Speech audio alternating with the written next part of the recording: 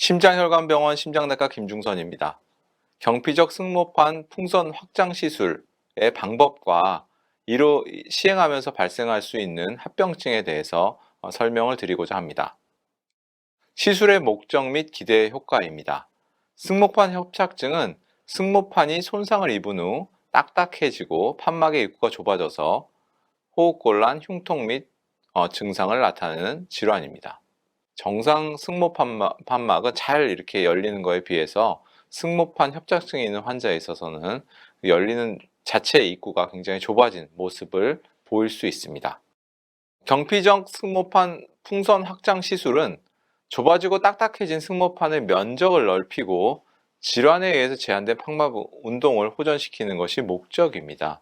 그래서 시술이 성공적으로 진행된 경우에 있어서는 판막 운동이 호전되고 호흡곤란, 흉통 등의 증상이 개선되는 것으로 되어 있습니다. 원칙적으로는 수술적인 치료가 원칙이지만 이 치료에 비해서 비침습적이고 현재는 판막 치환술의 차선책으로 수술 시기를 늦추어주는 효과가 있는 치료 방법으로 알려져 있습니다. 시술 과정에 대해서 말씀을 드리도록 하겠습니다. 심장 내 초음파도 이 경우에 사용이 가능하지만 많은 경우에 있어서는 오른쪽에 보시는 것과 같이 이렇게 영상을 통해서 저희가 시술을 진행하게 됩니다. 먼저 이러한 승모판으로 접근을 하기 위해서 서해부에 있는 경피적 총대퇴동맥 천자를 시행하고요. 그를 통해서 우심방 쪽으로 접근을 하고 우심방에서 이제 좌심방으로 넘어가야 되기 때문에 심방 중격 천자를 시행합니다. 그 후에 도관을 넣어서 그 안으로 이노우의 풍선 기구를 삽입하는 일을 진행하게 됩니다. 그래서 보시면 오른쪽에 보이는 것 같이 이렇게 풍선을 부풀려 가지고 승모판을 넓히는 이런 시술을 시행하게 됩니다. 그 후에는 이렇게 여러 가지 기구가 들어갔던 천자 부위를 지혈하게 됩니다. 보통은 1시간에서 2시간 정도 시간이 걸리지만 동반된 질환이나 여러 가지 난이도, 그 다음에 여러 가지 해부학적 구조에 따라서는 이런 시간들이 조금은 짧게 혹은 조금 더 길게 걸릴 수 있는 것을 이해 부탁드립니다. 발현 가능한 합병증의 내용, 정도 및 대처 방법에 대해서 말씀을 드리도록 하겠습니다. 먼저 천자 부위가 가장 문제가 되는데요. 수술 부위, 천자 부위에 혈전과 멍이 발생할 수 있습니다. 이런 경우는 대부분은 이제 손으로 지혈을 함몰을 통해서 해결이 되지만 한 1%에서 3% 정도에서는 수혈 혹은 수술적인 치료가 필요할 수 있다고 알려져 있습니다. 두 번째로는 이 여러 가지 도관과 이런 풍선, 도자가 심장으로 들어가기 때문에 혈심낭, 심낭에 피가 차는 일이나 그 피로 인해서 심장이 눌리는 심장 압전이 발생할 수 있습니다. 시술 도중이나 직후에 이제 발생하는 심낭 내 출혈로 인해서 생기는 거고요. 심한 경우는 심장이 눌려서 혈압이 떨어지는 여러 가지 위험한 심장 압전이 발생할 가능성이 있습니다. 대체적으로는 0.6% 정도에서 발생한다고 알려져 있고요. 이렇게 심낭 압전이 발생을 하게 되면 혈압이 떨어지고 굉장히 위험한 상황에 처하기 때문에 그 안에다가 심낭에다가 관을 넣어서 혈액을 배액하고 이런 것들이 해결이 되지 않는 경우는 굉장히 드물지만 응급수술이 필요할 수도 있습니다. 사망하는 경우가 굉장히 드물게 발생할 수 있습니다. 좌심방을 통해서 시술이 일어나기 때문에 여러 가지 뇌로 가는 혈관으로 가는 혈전들이 발생할 수 있고 이로 인해서 뇌경색이 발생할 수 있습니다. 현재 보고된 거로는 2.8% 정도에서 발생하는 것으로 되어 있고요. 이런 일이 일어나면 저희가 바로 환자 상태를 보고 혈전 용해제 투여나 혹은 뇌혈관 중재술이 필요할 수도 있습니다.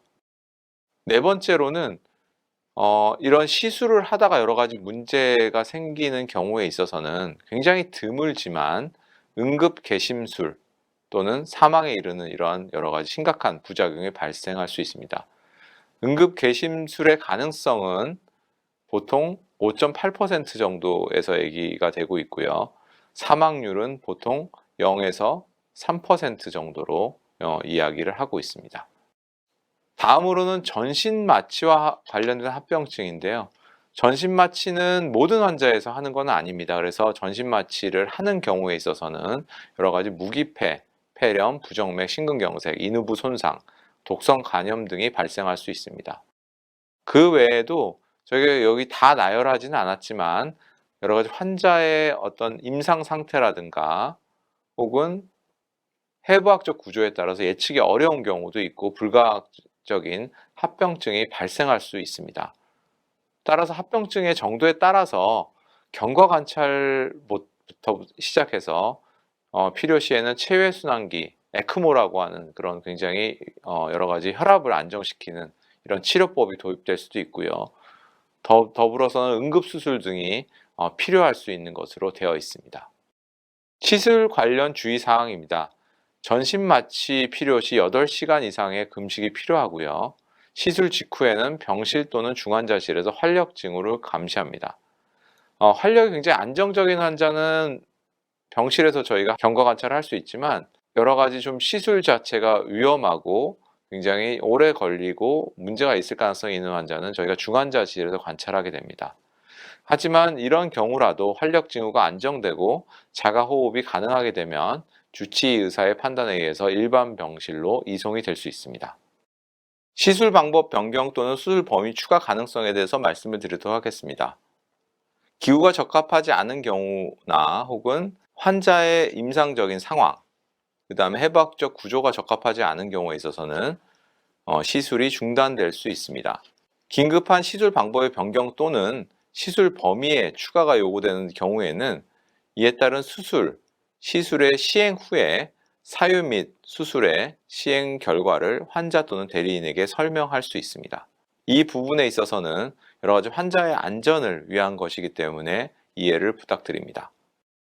선택할 수 있는 다른 치료 방법으로는 외과적으로 개용을 한 후에 판막 교련을 넓히는 수술이나 인공 판막으로 치환하는 이런 치환술이 대체 치료 방법으로 알려져 있습니다.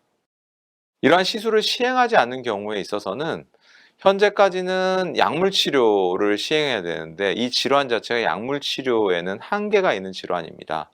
따라서 여러 가지 심계항진, 흉부 불쾌감, 호흡곤란 등의 주관적인 증상들이 지속될 수 있고 점차로 좌심방이 커지면서 심부전으로 진행할 가능성이 높은 질환이 되겠습니다.